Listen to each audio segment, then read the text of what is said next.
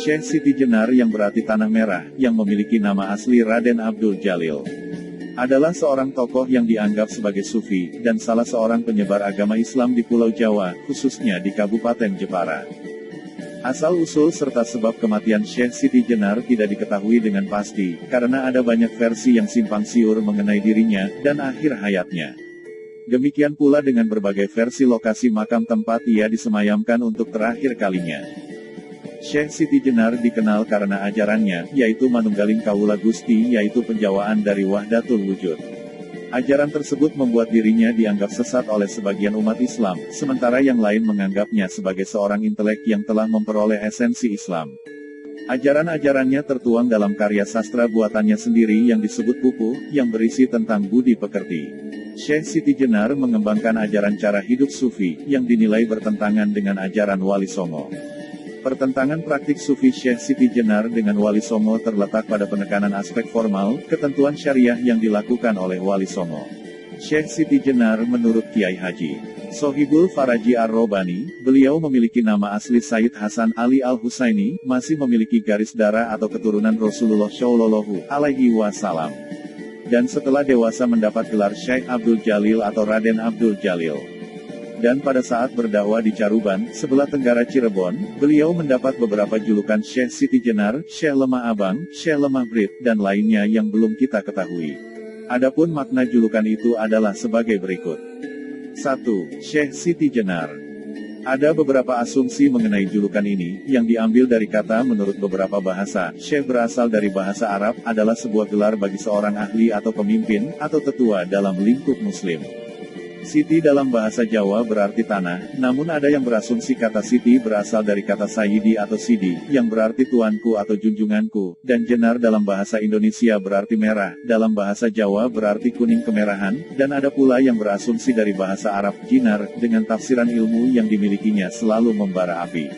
Namun ada juga yang memudahkan dengan menganggap hayalan, yang terbakar dari kata jin yaitu goib, dan nar berarti api. Bahkan ada pula yang mungkin setelah melihat film Wali Songo, dan menghubungkannya dengan kata jenar, dalam kehidupan masyarakat Jawa, kata jenar disebutkan untuk sebuah binatang cacing dengan ukuran sangat besar. 2. Sunan Jepara. Gelar ini muncul karena kedudukan Syekh Siti Jenar sebagai seorang sunan yang tinggal di Kadipaten Jepara. Dan yang ketiga yaitu, Syekh Lemah Abang atau Lemah Brit. Sebutan yang diberikan masyarakat Jepara karena ia tinggal di Dusun Lemah Abang, Kecamatan Keling. Lemah Brit dalam bahasa Jawa berarti tanah yang berwarna merah.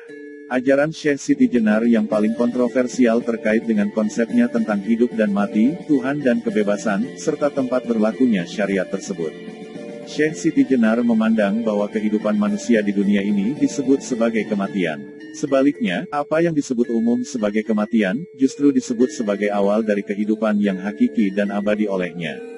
Para pendukung Syekh Siti Jenar menegaskan bahwa ia tidak pernah menyebut dirinya sebagai Tuhan.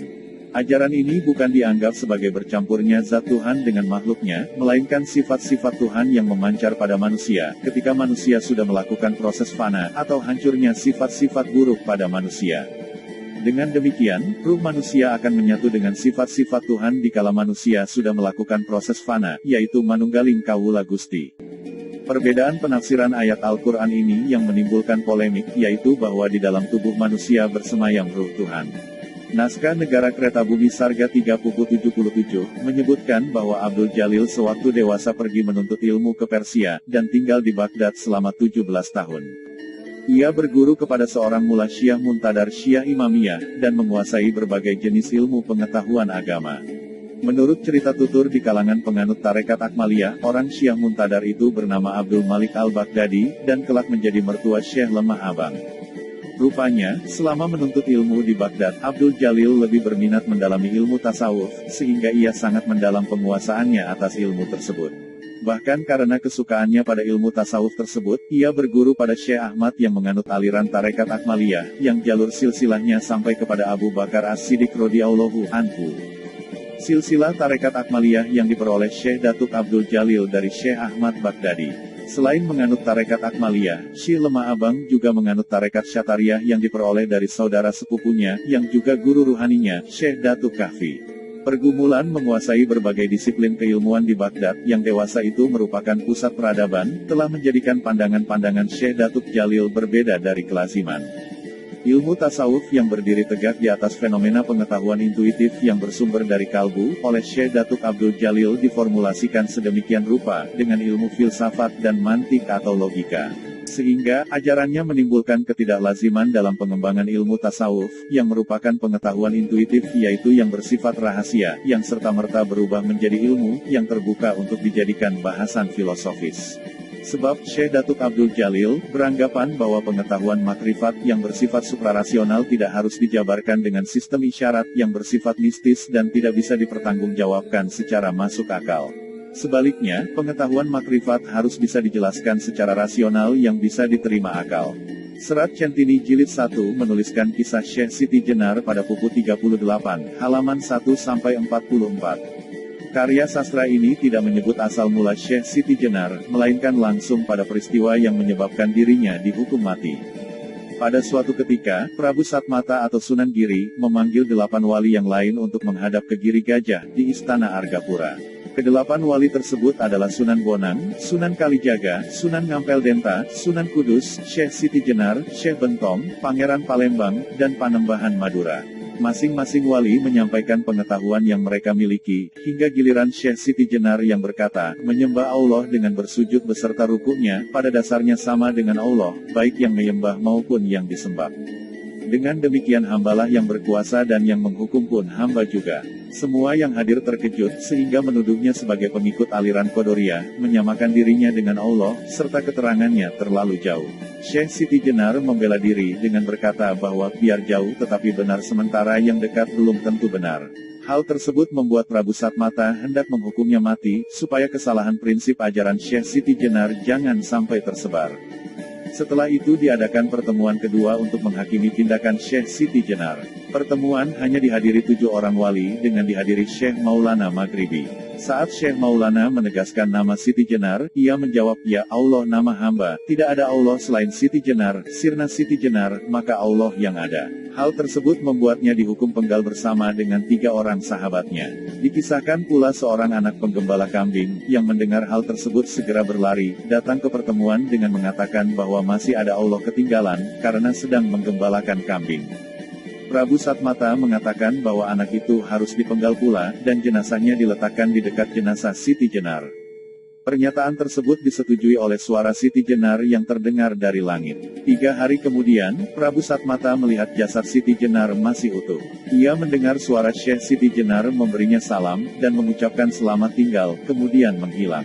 Ahla al-Musamarah fi Hikayah al-Auliya al-Asiroh, yaitu sekelumit hikmah tentang wali ke-10, ditulis oleh Kiai Haji Abil Fadol Senori, Tuban. Dalam versi ini, Syekh Siti Jenar memiliki nama asli Syekh Abdul Jalil, atau Sunan Jepara, keturunan dari Syekh Maulana Ishaq.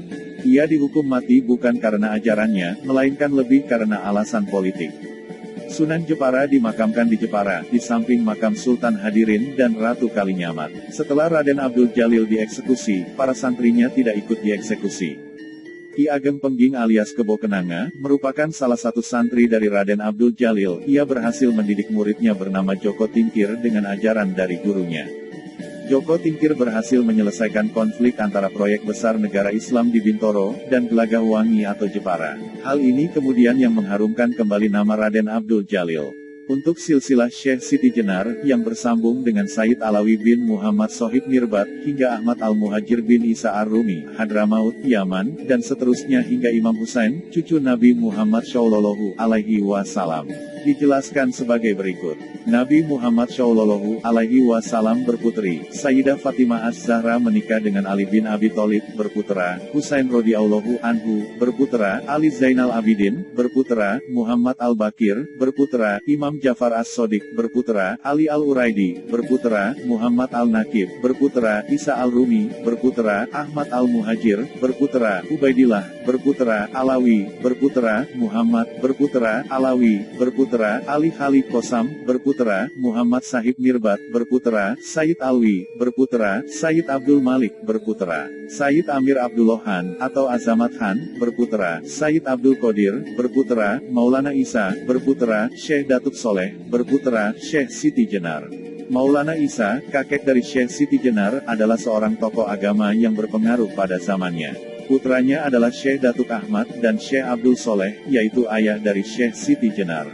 Syekh Datuk Ahmad, kakak dari ayah Syekh Siti Jenar, memiliki putra Syekh Datuk Kahfi yang selanjutnya dikenal pula dengan nama Syekh Nurjati. Begitulah tentang penjelasan ajaran dan silsilah Syekh Siti Jenar, yang semoga bisa bermanfaat. Dan silahkan nantikan pembahasan di video berikutnya.